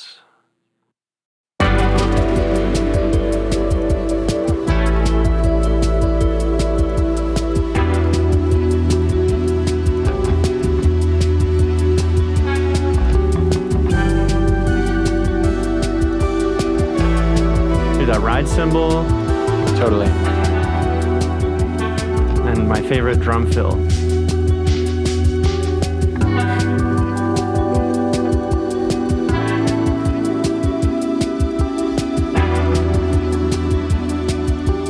Honestly, like it's kind of crazy there's so many different elements, like they're hidden right now because of the track stacks. Right. But these kind of like there's this descending like. Oh, I think I actually automated the pan on that. Oh. Yeah. Oh, nice. So it starts on the right. Kind of. Nice. Yeah. Yeah. But at first I was very overwhelmed, but like it's cool because it's produced in a way where kind of like everything has its moment, you know, and then. I like one-time moments. It's kind of fun. Yeah. In pop production, we call that ear candy. Mm. Yeah, I watched a mixing video with someone recently where he said that when he's producing a top 40 song, he tries to have a new piece of ear candy every 7 to 8 seconds. Oh, wow. It's just kind of overwhelming, but wow, a cool thing to kind of aim for. All right, I better get to work. Yeah, but even if you look at it visually, you know, you got the drums, you have this delay drum thing, the cymbals, and they all kind of happen at different times. That's a big ear candy moment. Yeah. And then that kind of passes off to this synth at the end of it a little bit, and then that transitions into this music box, and then that synth comes in, you know, and then there's my favorite drum fill. Tom's just going to the candy shop here. Yeah, no, it's for real, and I mean, that's what makes stuff easy to mix. But yeah, let's dive into the lyrical content, starting with this field recording. Yeah. Singing most times. But when I do, and I Cutting out some of the lows. I jump. Getting some. There's a DS in there. The S's are kind of harsh. But only silly stuff. Oh, nice. With me. Also, there's where the parallel compression comes back. You can see up here it's at 57%. My dry wet. But if you look at the compressor meter, Singing most times. actually compressing it quite a bit. But when I do, and I feel good about it, But if I turn it jump. off, I kick it.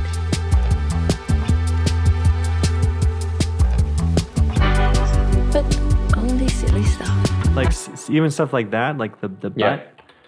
can really just Brings it. But only silly stuff. so that's off, and here's with it on. But only silly stuff. So it's essentially quieter, but you still get kind of like the The I don't know meat of it. exactly. Yeah. Yeah. So there's this field recording recorded on an iPhone 6S. Cool. With me. And that's the old demo, That's hey? the old demo there. Yeah. Wanna give in. Yeah. So Noemi would have been talking over. I started recording them while they were speaking over top of listening to this demo. Oh, okay. Yeah. And then they kind of sang along a couple times. Nice. If you wanna give in. You can hear it in the background there too. That's when it was slow too, the song. Right. Okay. Yeah. Very There's nice. the vocals. And then we got the lead vocals. Let's take another minute. So there's a double. Figure where we hit it. It's not a perfect double. I wouldn't walk away. You're kind of like singing with it and then off of it sometimes. Yes. At first we felt so clever, just changing lives forever. You said it yourself. It's hurting like it should. The walk will do us good. That's kind of the main one. We've done it.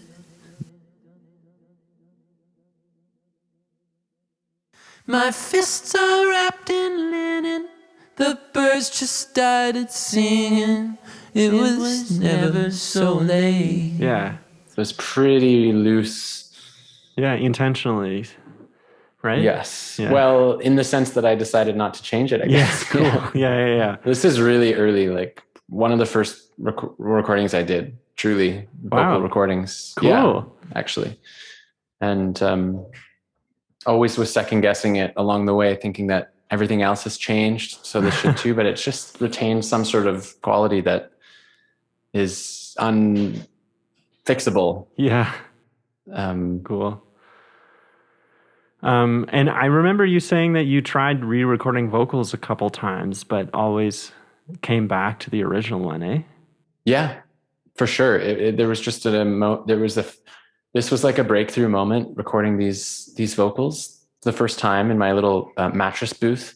Yeah. And everything else felt contrived, and I was trying to achieve what this already was. And so it stayed. It really just stayed, which is okay. Totally okay. Real. It's not perfect. There's definitely moments that I still hear and I'm like, oh, that feels a little off, but I can accept that. Yeah, I mean, I think that just illustrates that it's like, at the end of the day, it's all about the performance, right? Like, yeah. And I guess it's just an instinct too. I mean, now, of course, I could like go back and make it super perfect and use a very tasteful amount of melodyne and just bring things in. But alas, it's a real recording of a moment in time in my experience as a producer. It looks like I did actually auto-tune the double a little bit. Oh, nice. Thank you.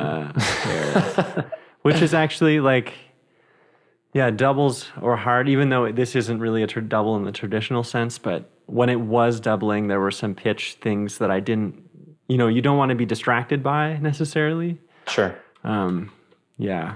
But let's check out these vocals, because I've actually EQ'd them very differently to kind of help them sit in the mix. Take another minute to figure where we hit it. This is the lead one. It wouldn't walk away. Some fun reverb and delay on there. My fists are wrapped in linen. The birds just started singing. It was never so late. So let's look at what's going on. I'm boosting some highs, cutting out some lows, giving it a bit of preamp saturation, not too much. Here's where the some more parallel compression, only much less. And then with this guy, oh yeah, just cutting out some resonances. My fists are wrapped in linen. The birds just started singing. It was never so late. My fists are wrapped in linen. No EQ. The birds just started singing. It was never so late. Yes, EQ. Yeah, so I'm just doing a bit of de-essing, cutting out a couple resonances that are poking out. And then this is that like dynamic EQ thing. So when you sing lower, there were certain frequencies that were popping out, but I didn't necessarily want to just cut out the low end all the time. Right. Which is why I had the dynamic thing in there. Yeah, and then it's getting compressed again, and then it's actually getting compressed again on the bus. The two of them are getting compressed together. Uh-huh. But effects-wise, there's an ambient, there's that widening effect, some reverb, slap, and the wide delay, which all just like little tiny amounts of each one that kind of add up. And you'll notice that in the choruses, and this was a pretty important part of the original demo, there's these reverb and delay throws. Yeah.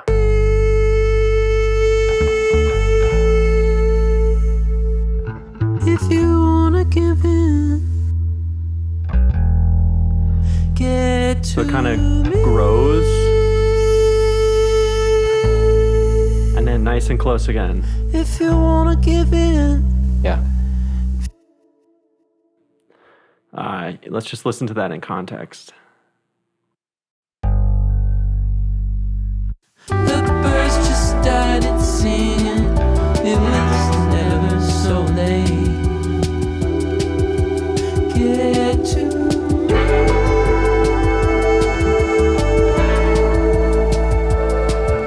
If you wanna give in, get to me.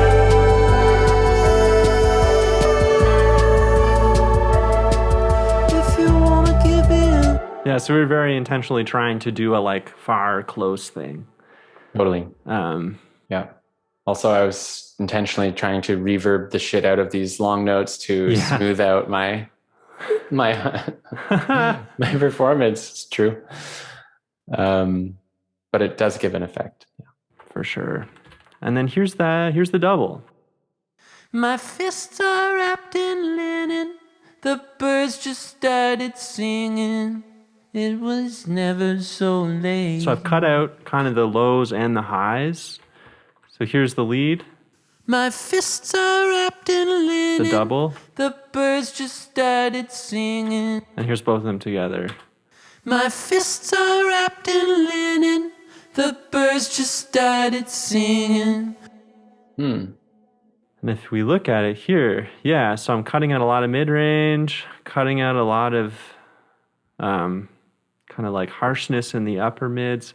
And when you listen to the double on its own, My fists doesn't sound that are good. wrapped in linen. The Right, it's a bit birds just started reduced. singing. it's kind of dull and like, Yeah. but yeah. in the context of the other guy, My fists are wrapped in linen. The birds just started singing. like the idea is to get kind of the high end detail from this V1 track, and then this is just kind of behind it to give it some help. Oh yeah, and I'm cutting out that this is a high cut and a low cut, so I'm going pretty low, cutting out some lows, cutting out some highs. Yeah, really just kind of hollowing it out so it can fit in there with the other guy, and then I'm compressing it really hard.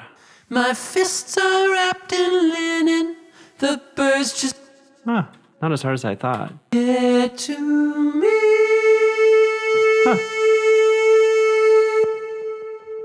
Would have gone more than that. Didn't take so long. Didn't take so long. Yeah. And yeah, some effects on there.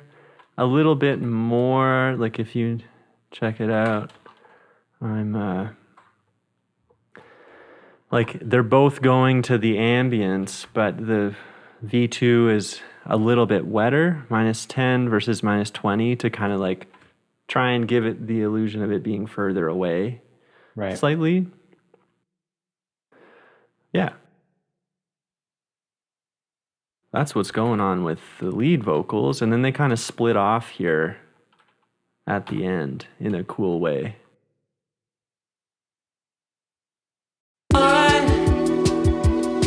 I wanna hear the very worst of it. 'Cause is it working for you? Or is it just working for me? 'Cause then it's not working for you. I can see into the dark side. I don't know if I'm talking to you or if you're just dreaming. What's more than you? Yeah. So So they're kind of like playing off each other and doing a bit of call and response, which I think is really cool. Totally. That was part of the recording too. It was like the double was kind of in response to the first performance in that way. Yeah. Yeah. Nice. Cool. And then finally, we got some backgrounds here. Let's listen with everything. I don't wanna give in. I don't wanna give in. I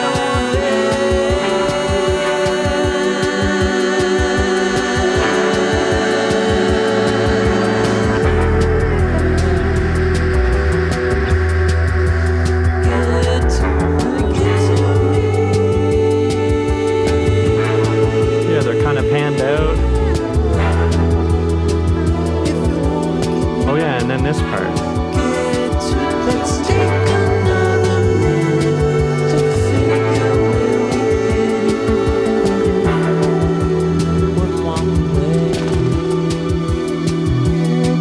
Till first we felt so clever, just changing lives forever.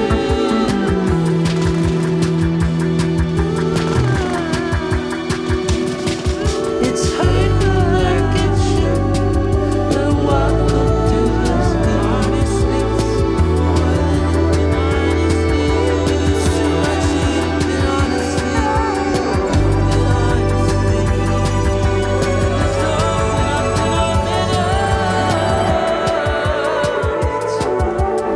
What's more than you? What's more than you? What's more than you?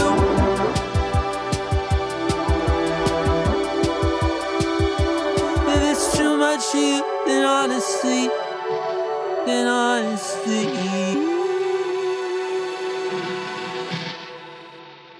Yeah. Really beautiful. And I was like really leaning into like the reverb automation in this section. Like you can see all those like get to me's are getting a Yes. lot of reverb and delay. And then as the like background vocals drop out, this is like the delay automation and the reverb automation. I'm just turning it way down. right. So the Right. last line is just kind of like right, Yeah, very intimate, kind of like whispering in Yeah. your ear almost. exactly. Yeah. Yeah. And then we come right back to where we started. Yeah. But I mean, I really like how these background vocals kind of interplay with each other. Yeah, these were really impromptu recorded, like just layered one on top.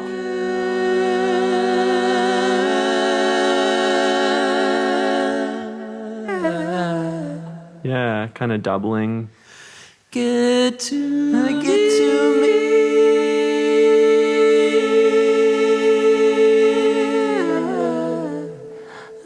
If you wanna give in, get to. Let's take another minute to figure where we hit. Wouldn't walk away. Yeah. Yeah, I was so it's- grateful that Westminster Abbey let me record that in there. It was generous of them. Speaking of which, yeah, what's happening? Background verb.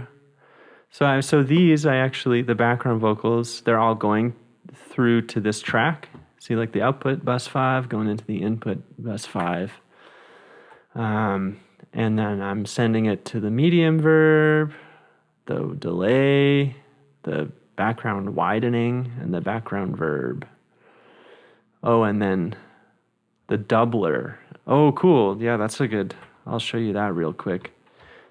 That's that Valhalla plugin. Take another minute to figure where we hit it. So yes, doubler. At first we felt so clever, No doubler. just changing lives forever. Oh, yeah. So just kind of a subtle like thickening of it. That's All the little things. yeah, this guy. So the moral of the story is it's a lot of little subtle moves that add up, and some big moves like the bass distortion. Right. And the right moves. Yes, exactly. It was a lot of, I don't know. We did a fair amount of back and forth, but for the most part, it was pretty easy to kind of just like see where Jake had started things off and then take it the last step of the way. Right? The last big step for sure. Yeah. The roadmap was there, but when it comes to panning and everything that you do, really, it's the magic on top of the magic. Yeah. Oh yeah, and on the background vocal bus here, I'm using this channel strip plugin again. And if you look closely, so up here, these Brainworks plugins have this like TMT thing. So it's supposed to, that it just means each instance of it is supposed to be slightly different, just like each channel on a mixing console is slightly different. So it's like you're boosting like 10 kilohertz, but really it's like, it's impossible to make two things identical. So it's like, it's 10 kilohertz, but on the next channel it's really like 10.1 or whatever. So they do that with the plugin. Cool. Yeah, so the background bus is 12 and 13. The lead the field recording is 9 and 10.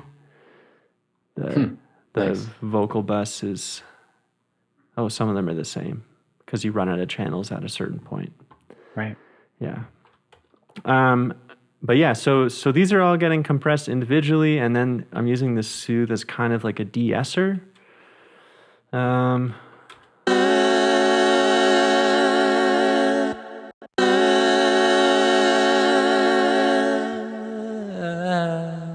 of subtle, but it can really take care of those kind of like upper mid-range like resonances.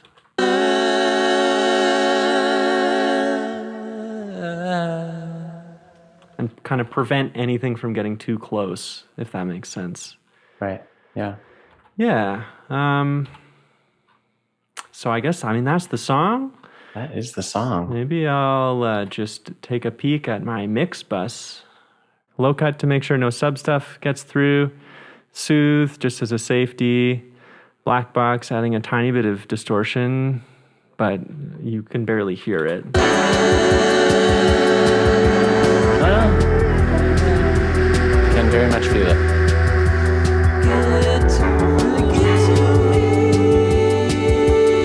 Yeah, more of a felt thing. Mm-hmm. And then some overall EQ, just like boosting the highs a bit. This would have been something that we probably did a bit later, like as we checked out the references, which are what all of these are. But we won't get into those yet. It's just like checking against like already released songs to make sure we're just kind of on the right track. And then just a bit of compression.